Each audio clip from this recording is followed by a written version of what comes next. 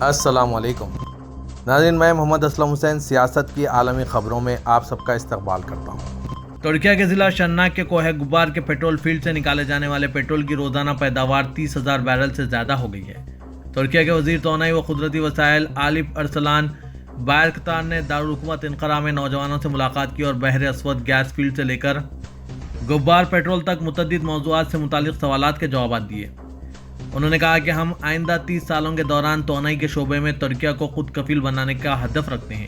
21 اگست 2020 میں بحر اسود کے سقاریہ گیس فیلڈ میں جمہوریہ ترکیہ کی تاریخ کے بڑے ترین گیس ذخائر کی دریافت ہوئی ہے۔ یہ فیلڈ مکمل فعالیت شروع کرنے کے بعد ترکیہ کی ضروریات کے 25 سے 30% کو پورا کرے گی۔ غبار سے نکالے جانے والے پیٹرول کے بارے میں بات کرتے ہوئے وزیر توانائی بایرکتار نے کہا کہ اس وقت ہماری روزانہ پیٹرول پیداوار 30,000 بیرل سے تجاوز کر چکی ہے۔ ہم غبار کی طرح قدرتی گیس کے بھی مزید ذخائر کی دریافت کر کے توانائی کے شعبے میں ترکیہ کے بیرونی انحصار کو ختم کر دیں گے۔ ترک صدر رجب طیب اردوغان نے سربیا کے صدر الیگزینڈر ویچیچ اور مصر کے صدر عبدالفتاح السیسی کے ساتھ الگ الگ ٹیلی فون پر بات کی۔ ترکیہ کے صدارتی محکمہ اطلاعات کے جاری کردہ بیان کے مطابق ویچیچ کے ساتھ ملاقات میں صدر اردوغان نے انہیں انتخابات میں کامیابی کی مبارکباد پیش کی۔ مذاکرات میں ترکیہ سربیا تعلقات اور علاقائی و عالمی موضوعات پر بات چیت کی گئی۔ صدر اردوغان نے نئے دور میں بھی دونوں ممالک کے باہمی تعلقات اور تعاون کے بتدریج تقویت کے ساتھ جاری رہنے کی امید ظاہر کی۔ اردوغان السیسی مذاکرات میں بھی فلسطینی زمین پر جاری اسرائیلی حملوں اور غزہ کے لیے انسانی امداد کی کوششوں پر بات چیت ہوئی ہے۔ مذاکرات میں صدر اردوغان نے کہا ہے کہ پائیدار فائر بندی کے لیے اسلامی ممالک کی شروع کی گئی کوششوں کو باہم متحد شکل میں جاری رکھنا نہایت اہمیت کا حامل ہے۔ ترک صدر اردوغان نے دوبارہ عہدہ صدارت کے لیے منتخب ہونے پر صدر سیسی کو مبارکباد پیش کی اور نئے صدارتی دور کے ترکیہ مصر تعلقات کے حوالے سے خیر و برکت کا وسیلہ بننے کی تمنا ظاہر کی ہے۔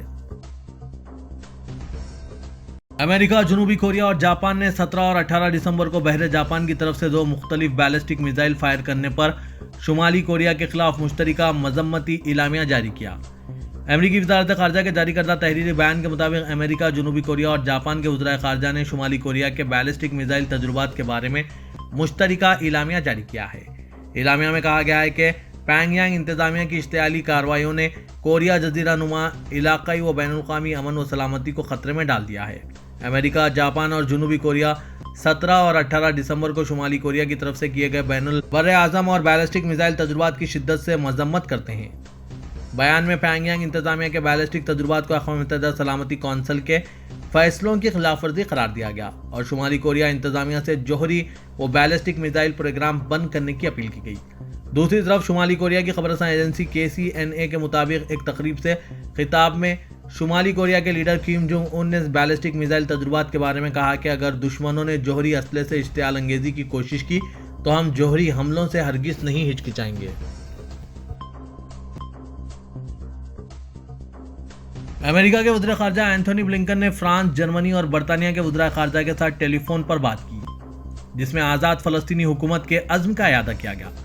امریکی وزارت خارجہ کے جاری کردہ تحریری بیان کے مطابق بلنکن نے فرانس کی وزیر خارجہ کیتھرین کولونا، جرمنی کی وزیر خارجہ اینالینا بیریک اور برطانیہ کے وزیر خارجہ ڈیوڈ کیمرون کے ساتھ ٹیلی فون پر بات کی۔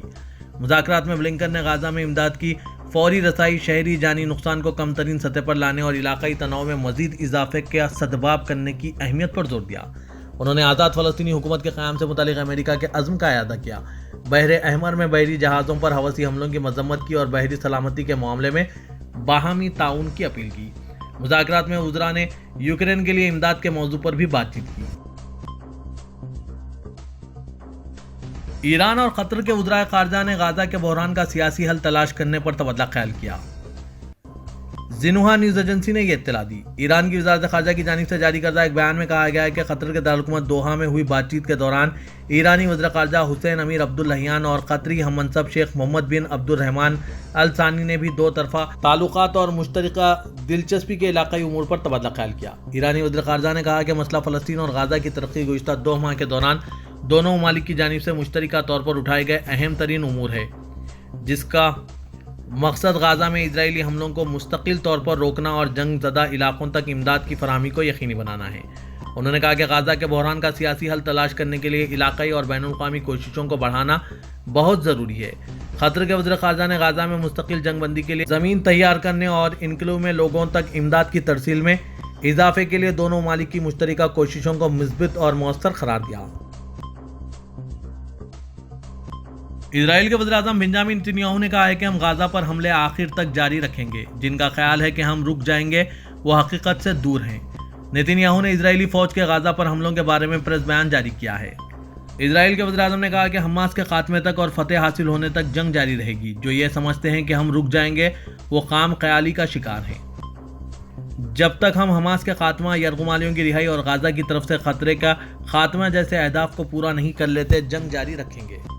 بنجامن نتنیاہو نے اسرائیلی فوج کے ہاتھوں غزہ میں قتل عام کے بارے میں کہا ہے کہ ہم حماس پر جہنم کی آگ سے حملہ کر رہے ہیں۔ ان کے پاس صرف دو راستے ہیں، یا ہتھیار پھینک دے یا مر جائیں۔ کھلے عام اسرائیل کے وزیر اعظم نے اسرائیل کی دہشت گردی کو تسلیم کر لیا ہے، کسی ممالک کی وہ سننے والے نہیں ہیں۔ اسرائیل کی دفاعی افواج نے کہا ہے کہ اس نے لبنان میں حزب اللہ تحریک کے ایک آپریشنل کمانڈ سینٹر پر حملہ کیا ہے۔ اسرائیل ڈیفنس فورس نے ٹیلی گرام پر ایک بیان میں کہا کہ آئی ڈی ایف کے جنگی طیاروں نے لبنان میں حزب اللہ کے آپریشنل کمانڈ سینٹر کو نشانہ بنایا۔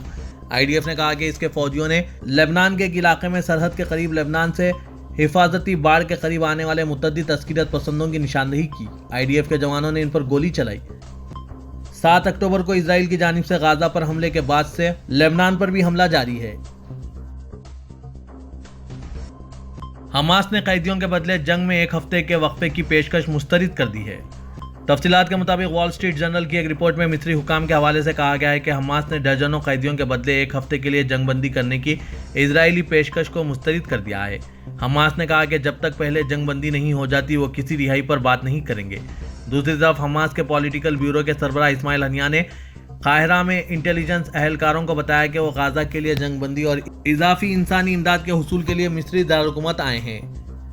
الجزیرہ کو ایک انٹرویو میں حماس کے عہدیدار غازی حمد نے کہا کہ ان کی ترجیح جنگ کو روکنا ہے۔ انہوں نے کہا کہ ہمارا نقطہ نظر بہت واضح ہے، ہم جارحیت کو روکنا چاہتے ہیں۔ حماس کے پولیٹیکل بیورو کے رکن حمد نے کہا کہ غزہ میں جو کچھ ہو رہا ہے وہ ایک بڑی تباہی ہے۔ کچھ لوگ چند دنوں یا ہفتوں کے لیے لڑائی میں وقفہ تلاش کر رہے ہیں، لیکن ہم اس سے اتفاق نہیں کریں گے۔ انہوں نے کہا کہ اسرائیل یرغمالیوں کا کارڈ حاصل کر لے گا اور اس کے بعد وہ ہمارے لوگوں کے خلاف بڑے پیمانے پر قتل و غارت گری کا ایک نیا دور شروع کر دے گا۔ اس لیے ہم یہ کھیل نہیں کھیلیں گے اور اس میں دوسرے ممالک بھی اسرائیل کا ضرور ساتھ دیں گے۔ انہیں یرغمالیوں کی فکر ہے، غزہ کے لوگوں کی نہیں۔ غزہ میں اسرائیلی فوج کی بربریت کا سلسلہ تاحال جاری ہے، جس کے باعث مزید 60 سے زیادہ فلسطینی شہید اور سینکڑوں زخمی ہو گئے۔ غیر ملکی ذرائع ابلاغ کے مطابق غزہ میں آج جمعرات کو بھی فلسطینی شہداء کی تعداد 20,000 پار کر چکی ہے، جس میں 8,000 بچے اور 6,000 سے زائد خواتین شامل ہیں۔ حماس کی جانب سے اسرائیلی فوج کی بھرپور مزاحمت کا سلسلہ اب بھی جاری ہے۔ تازہ ترین کارروائی میں سرنگ میں داخل ہونے والے اسرائیلی فوجیوں پر حملہ کیا گیا، جس میں 5 اسرائیلی فوجی ہلاک اور 3 زخمی ہو گئے۔ القسام بریگیڈز کی جانب سے دعویٰ کیا جا رہا ہے کہ 72 گھنٹوں کے دوران اسرائیل کے 41 فوجی گاڑیوں کو نشانہ بنایا گیا۔ حماس کی جانب سے اسرائیل کو منہ توڑ جواب دیا جا رہا ہے، کب تک خاموش بیٹھیں گے؟ دوسری جانب امریکی صدر کا کہنا ہے کہ اسرائیل اور حماس کے درمیان قیدیوں کی رہائی اور جنگ بندی کے لیے جلد نئے معاہدے کی توقع نہیں ہے۔ ان کا یہ بیان ایک ایسے وقت میں آیا جب حماس اور اسرائیلی نمائندے ایک نئے معاہدے پر پہنچنے کی کوشش میں مصر میں ملاقات کر رہے تھے۔ حماس کے سربراہ اسماعیل ہنیہ مصر میں موجود ہیں، جو قطر کی ثالثی میں جنگ بندی معاہدے کے لیے حکام سے مذاکرات کر رہے ہیں۔ سعودی عرب کے وزیر دفاع شہزادہ خالد بن سلمان بن عبدالعزیز آل سعود اپنے وفد کے ہمراہ برطانیہ کے سرکاری دورے پر لندن پہنچ گئے۔ سعودی خبررساں NCSPA کے مطابق ولی عہد مملکت شہزادہ حمد بن سلمان بن عبدالعزیز آل سعود کی ہدایت پر عمل کرتے ہوئے وزیر دفاع شہزادہ خالد بن سلمان بن عبدالعزیز سرکاری دورے پر جمعرات کی شام لندن پہنچے۔ دورے برطانیہ کے موقع پر وزیر دفاع شہزادہ خالد بن سلمان برٹش اعلیٰ عہدیداروں سے ملاقاتیں کر رہے ہیں۔ اس موقع پر عالمی صورتحال اور باہمی دلچسپی کے امور اور دو طرفہ تعلقات کے حوالے سے تبادلہ خیال کیا جائے گا۔ سعودی پبلک ہیلتھ اتھارٹی وقایع کا کہنا ہے کہ مقامی سطح پر کورونا کے نئے ویرینٹ JN1 وائرس کے پھیلاؤ کی نگرانی کی جا رہی ہے۔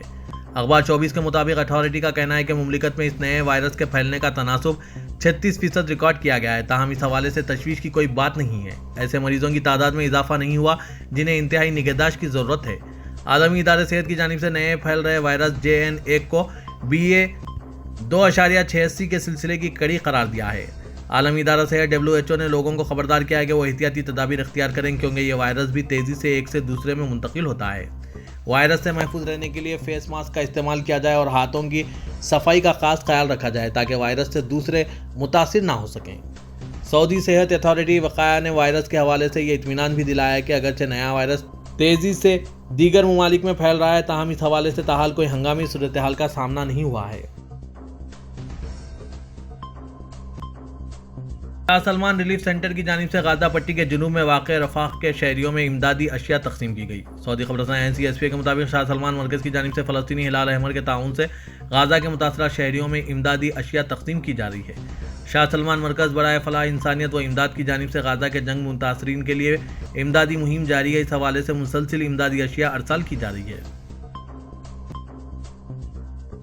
مکہ مکرمہ میں گزشتہ دنوں ہوئی مسلسل بارش کے بعد جبل نور سرسبز ہو گیا ہے۔ سبق ویب سائٹ کے مطابق دن میں اعتدال پر مائل اور رات میں سرد موسم کے ساتھ زائرین کی بڑی تعداد جبل نور کے سبزاروں سے لطف اندوز ہو رہے ہیں۔ واضح کہ جبل نور مسجد حرم سے 4 کلومیٹر دور ہے اور یہ سطح سمندر سے 642 میٹر بلند ہے۔ یہی وہ پہاڑ ہے جس کی چوٹی میں غار ہیرا ہے جہاں پہلی وحی کا نزول ہوا تھا۔ مکہ مکرمہ آنے والے اکثر زائرین اس تاریخی مقام کو دیکھنے ضرور آتے ہیں جہاں کا علاقہ بارش کے بعد سرسبز ہو گیا ہے۔ سعودی عرب کے شہر جدہ میں منعقد لٹل ایشیا فیسٹیول کے تحت سعودی عرب میں پہلی مرتبہ ایشین ہاتھیوں کی نمائش کی جا رہی ہے۔ سبق ویب سائٹ کے مطابق لٹل ایشیا کے وزیٹرز کو ہاتھیوں کو قریب سے دیکھنے کے لیے انہیں کھلانے کا بھی موقع دیا جا رہا ہے۔ واضح کہ لٹل ایشیا فیسٹیول 70 دن تک جاری رہے گا جس میں متعدد ایشیائی ممالک کی تہذیب و ثقافت پیش کی جا رہی ہے۔ نمائش میں ہاتھیوں کے متعلق اہم معلومات، ان کی غذا اور انہیں نہلانے کے طریقوں سے بھی بچوں کو واقف کیا جا رہا ہے۔ نمائش میں ہاتھیوں کا عجائب گھر بھی ہے جہاں وہ سائنسی معلومات کے علاوہ ہاتھیوں کے مجسمے بھی حاصل کر سکتے ہیں۔ فیسٹیول میں بچوں کو ڈرائنگ اور مجسمہ سازی کی تعلیم بھی دی جائے گی۔ علاوہ ازیں بچوں کے کھلونے کا بھی اہتمام کیا گیا ہے۔